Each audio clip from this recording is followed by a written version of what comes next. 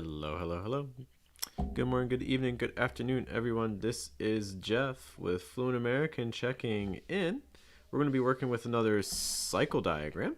Okay, and if you have any questions for me as I go through this, feel free to just post it in the chat box. Let me actually make that available so I can see it on the side in case anyone has any questions.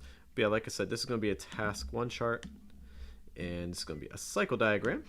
And cycle diagrams can be a little bit tricky because they don't always have a whole lot of information, so sometimes it can be difficult to squeeze in everything you want to say.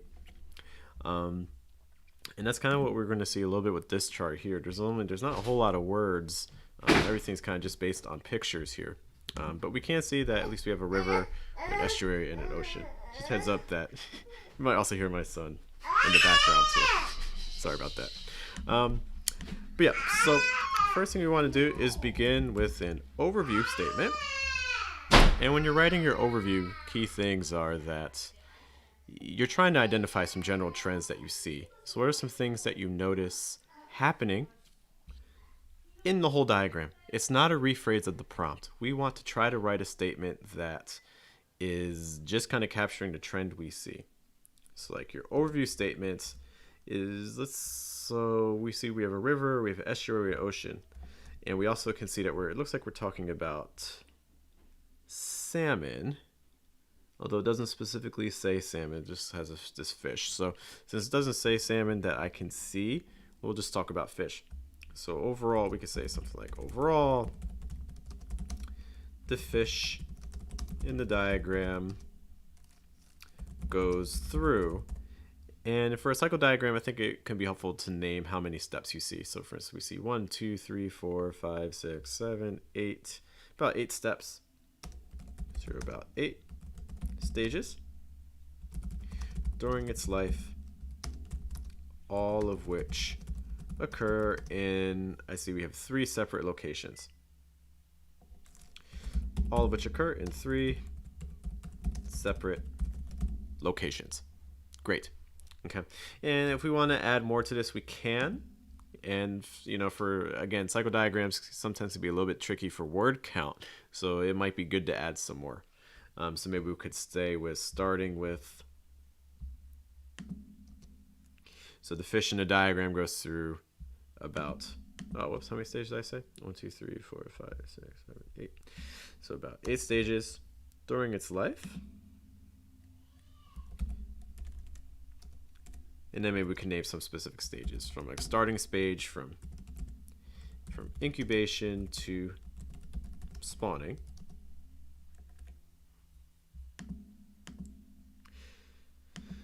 All of which occur in 3 separate locations. Okay. All right. So I think that from an overview statement, I think this can work fine. Again, cycle diagrams. You're pushing for word count. We could even maybe say occur 3 separate locations. Maybe like which start and end with rivers. So they start in the river, they end in the river. So maybe we could say they start and end there. Great. Okay. So once we have that finished, we can maybe talk about our specific stages. And you kind of want to decide how you want to put your paragraphing. You know, for a cycle, it might be good just to kind of go chronologically. So since we have about 8 steps, maybe like about 2 or 3 stages for each paragraph. I think that can work pretty well. But whatever your diagram is, that's kind of your first step. You want to decide how are you going to organize the information? How are you going to stage everything? Okay. Let's start off with incubation. So like once the eggs start their lives in incubation, they then progress to emergence.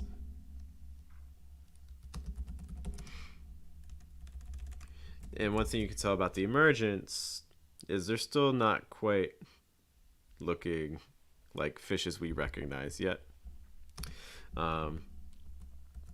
They don't start resembling more mature fish until the next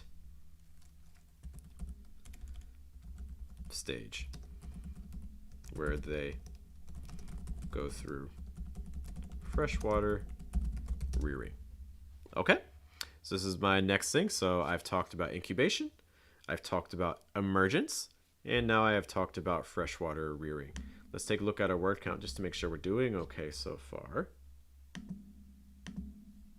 Okay, so right now we're at 63, and that's pretty good.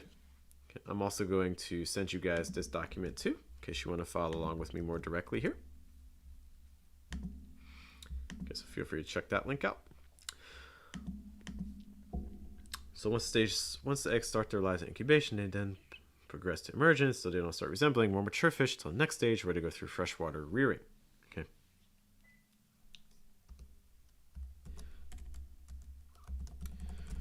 Freshwater rearing. Actually, in general for paragraphs, a paragraph you ideally want to have 2 to 3, I mean at least 3 to 5 sentences. You have a little bit of flexibility in these types of task ones, so you could say like 2 to 3 sentences would be okay. Let's at least add one more sentence here, since we really only have one long sentence. Once they start, go through freshwater rearing.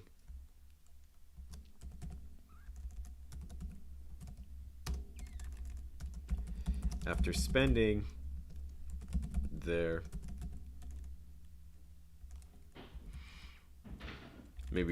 after spending the youngest portions, youngest or earliest, either one of those words is fine. You can decide which one you like more. Earliest portions of their lives in freshwater, the fish then move on to the estuary. And notice that I'm misspelling estuary, so I had to correct that. And that's actually a big thing, you know, for these task 1s or even task 2s, really check your spelling. Make sure that you are spelling correctly, especially the words that are in the chart. Examiners hate it when candidates misspell words that they are given. You know, so for instance, we have incubation here, we have emergence, we have estuary. So there's no reason for you as a writer to misspell them. You will get punished a little bit more harshly for misspellings that come from words in the text. They gave you those words. There's no reason to misspell them. Okay, so we move on from the estuary, and then from freshwater, we're into estuary. It's like, though this period is brief. Hey Rob, thanks for joining us. If you have some questions about the IELTS test, be sure to let me know. So though this period is brief, it is a specific stage, or like, is it a specific cycle of their life, or a specific time in the fish's lives, because they then engage in estuary rearing. Okay. And thanks for your comments. I appreciate it. So they engage in estuary rearing, excuse me. So they engage estuary rearing, and what happens next? Well, they can start migrating. It's like, only after this is complete can the fish start migrating and reaching the ocean.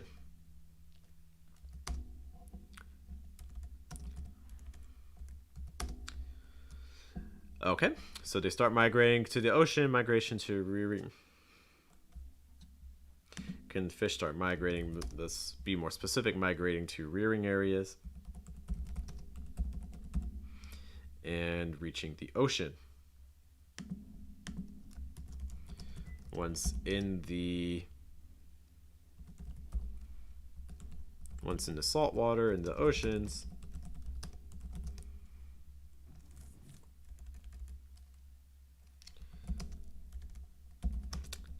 they can grow and mature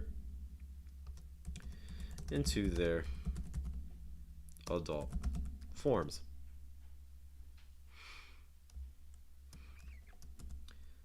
Okay, and let's maybe wrap up with the last couple stages. So we have the migration to spawning and then the actual spawning. The rest of the fish's lives is spent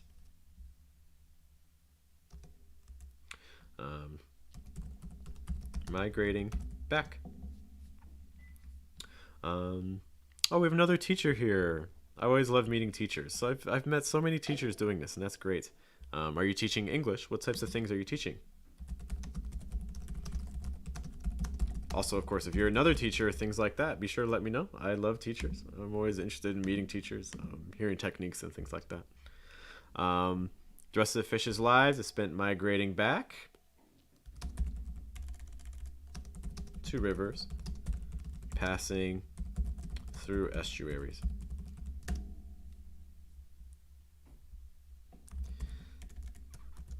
Once back in freshwater.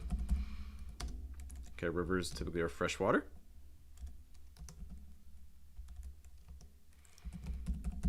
Once back in freshwater rivers, the fish can spawn and lay new eggs for incubation. Thus, the cycle repeats itself.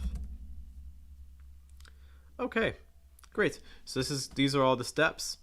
Okay, let's check our word count. Just to make sure we're doing okay with that.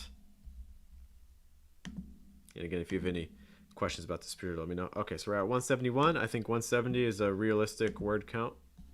It's not super crazy. You know, if you're only writing 150 words, that's okay. You only need 150. That's fine. Okay, but if you're able to write a little bit more, it just gives you more flexibility with your vocab, explanations, and things like that. Okay, but again, you don't need to write 170, and you just need 100. Just need 150. Okay. Right, and preparing for academic tests, I totally understand that. Getting students ready for tests is not easy, especially if they get stressed out or things like that. It's definitely a process and can be challenging. So I definitely respect that work. Let's make sure we're hitting everything. So we mentioned incubation. We mentioned emergence. Freshwater rearing. Perfect. Estuary rearing. Got it. Migration to rearing areas. That's what happens there. Growth and maturation. Got it. Migration to spawning areas. Okay. This is migrating back to rivers. Oh, I should, since they specifically say spawning areas, I'm going to add that here.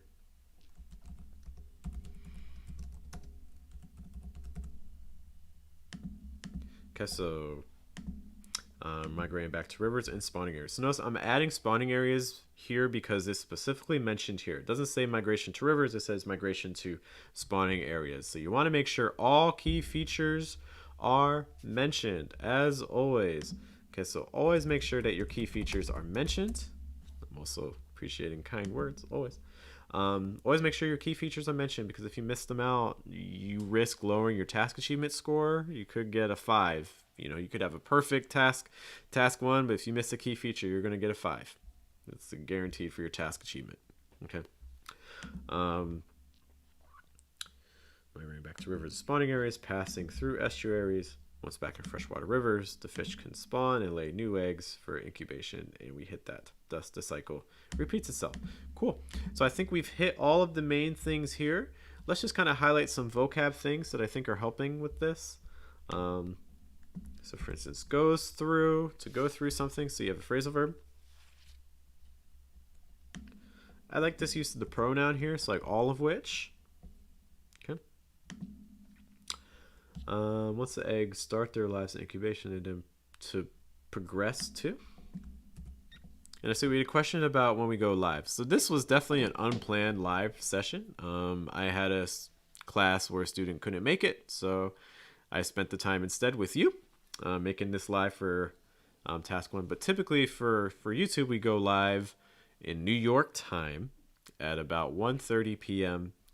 On Saturdays. Okay.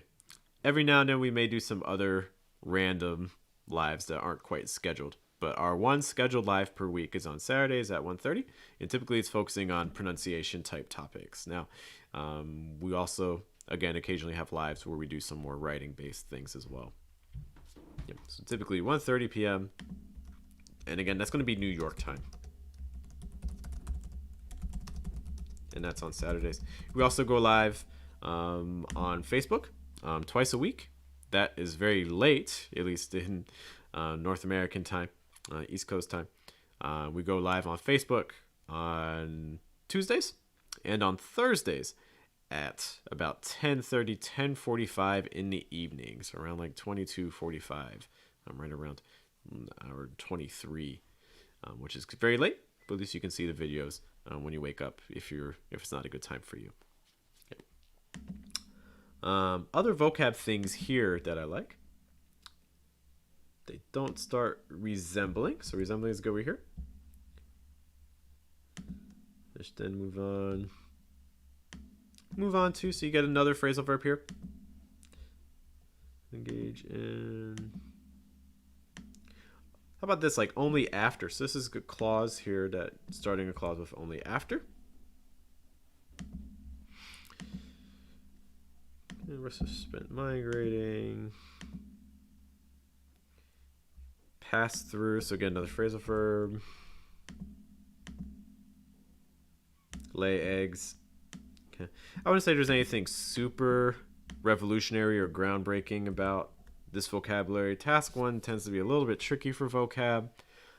So any opportunity you get to really demonstrate your vocab, an advanced term, a collocation, an idiom that fits the context, really try to use it, because it can be hard to really demonstrate the vocab in task 1. A lot of students writing can feel very similar. So any chance you get to try to introduce a little bit of your voice and to introduce a more specific term, really try to take advantage of it. Okay. But yeah, I think that this task 1 could do pretty well. I think we've hit everything. We start off again with our overview. Notice again, I start with just the overview. You don't need to rephrase the prompt. That's something I see with students all the time. You can see some of my other videos that talk more about that if you are curious about rephrases, but you don't need them. You can just start with the overview and then go right to your right to describing what you see. In fact, rephrases can hurt you if you're not careful. Okay. We had a couple questions too here about eventually and issues. So I think let's just talk about these terms really quick. So again, we have some questions about eventually and issues. Let's take a look at an example sentence. Eventually I'll get my car fixed. What does this mean? Well, this kind of means that I'm not getting my car fixed right now, but at some point I will. That might be a good type of synonym to consider, at some point. It also kind of means in the future. In the future, I'll get my car fixed, but I don't know when. Okay, so those are just, again, some other synonyms, examples of what that can mean with eventually. Okay, it means you're not sure when something is going to happen, but it's going to be in the future. That's when it's going to occur. Issues, there's lots of possibilities here too, because I don't have a whole lot of context.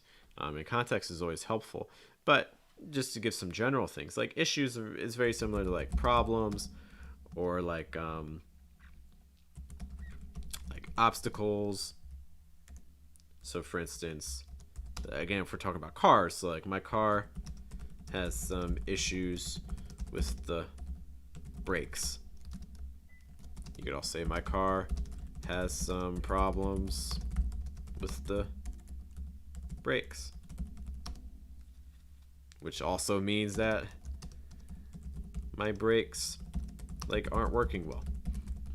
Just a couple of quick examples of those things. Other cases where you can use issues, but it basically means a problem or something's not going right, something's not working. Okay, some quick examples of that. Okay, so these are the main things I see for this task 1. Okay. Yeah, so you could say we have an issue with this project. We're having a problem with this project. Okay, those would be perfect. I do have to run to get ready for my next class, but hopefully this was helpful for task 1s, going over task 1s. If you have other questions about task 1s, task 2s, IELTS writing, IELTS speaking as well, because I was an examiner for the speaking test too. So questions about writing or speaking, be sure to let me know. And of course, pronunciation, which is the general focus of our YouTube channel. Be sure to let me know as well. Again, my name is Geoff. Thank you guys for joining me. Rod, thank you so much for your questions and things like that. I hope you guys have a good day, have a good night, good afternoon. You can always access this diagram just by looking at the lesson notes. This is going nowhere, so you can always access it, see it, and practice with it. Thank you guys so much. You take care.